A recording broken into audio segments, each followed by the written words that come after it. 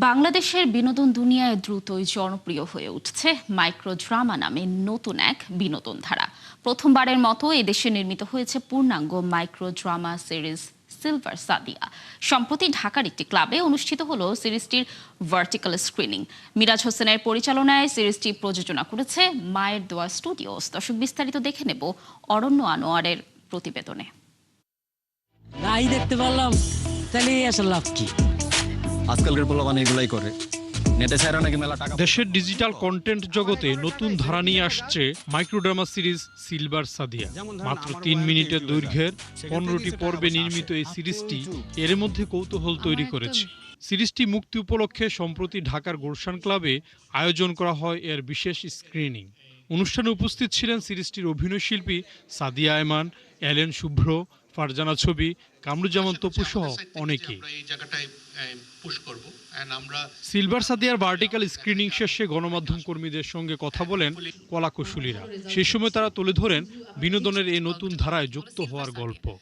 কি সিলভার, মানে সিলভার সাদিয়া, মানে আমার কাছে অনেক স্পেশাল, কারণ আমার নাম সাদিয়া, তার সাথে আমার প্রজেক্টের সাথে আমার নাম মিল, এটা আরো বেশি স্পেশাল মনে হয় যে এটা আমার জন্যই। আমরা আশা করছি আমাদের সাইড থেকে যে আমরা এই জায়গাটায় পুশ করব, এন্ড আমরা মনে করি যে আমাদেরকে দেখা দেখে আরো অনেকে আসবেন। সিলভার সাদিয়ার কথা যদি বলি, আমি এই চরিত্রে অভিনয় করতে গিয়ে আমার ব্যক্তি জীবনেও কিন্তু এখান থেকে অনেক সমৃদ্ধি বা অনেক কিছু যোগ হয়েছে। তাই ব্যক্তি ছবি এই চরিত্রে অভিনয়ের মধ্য দিয়ে শিল্পী ছবি ব্যক্তি ছবিকে সমৃদ্ধ করেছে। নির্মাতা মিরাজ হোসেন জানান, নতুন প্রজন্মের কন্টেন্ট দেখার অভ্যাসের সঙ্গে তাল মিলিয়ে নির্মাণ করা হয়েছে এই মাইক্রো ড্রামাটি। মেইন চ্যালেঞ্জটা ছিল আসলে থাকে না যে ধরেন এখন তো অডিয়েন্স আসলে 3 থেকে 10 সেকেন্ড বা 5 থেকে 10 সেকেন্ডের ভিতরে ও সোয়াইপ করতে পারে, আসলে ও চলে যেতে পারে। সো ওর কাছে এঙ্গেজিং বিষয়টা অডিয়েন্সের কাছে খুব ইম্পর্টেন্ট আর কি। সো ওইটা আমাদের মাথায় ছিল।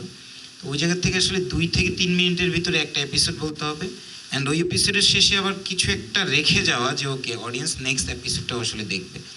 গল্পের কেন্দ্রে রয়েছে নিম্ন মধ্যবিত্ত পরিবারের এক মাদ্রাসা পড়ুয়া তরুণী। বাইরে থেকে সাধারণ জীবনযাপন করলেও ভেতরে ভেতরে সে গড়ে তোলে গেমিংয়ের প্রতি গভীর ভালোবাসা।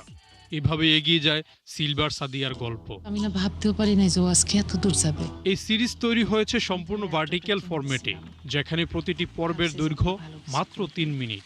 ছোট ছোট এপিসোড, কিন্তু টান টান গল্প আর নাটকীয়তা, এই দুইয়ের মিশেলেই দেশের দর্শকদের মন জয় করবে এই ড্রামা। আমার দিকে তাকায় থাকবেন না। দেখতে অরণ্য আনোয়ার, ৭১, ঢাকা।